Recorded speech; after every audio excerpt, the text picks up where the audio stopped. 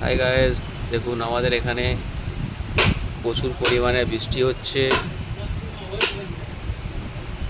তো আমরা এখন আছি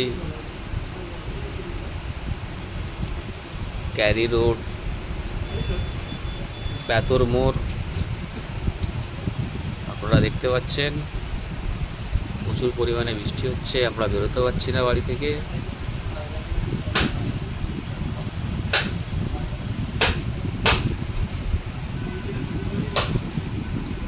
দেখুন ওয়েদারটা কত সুন্দর লাগছে।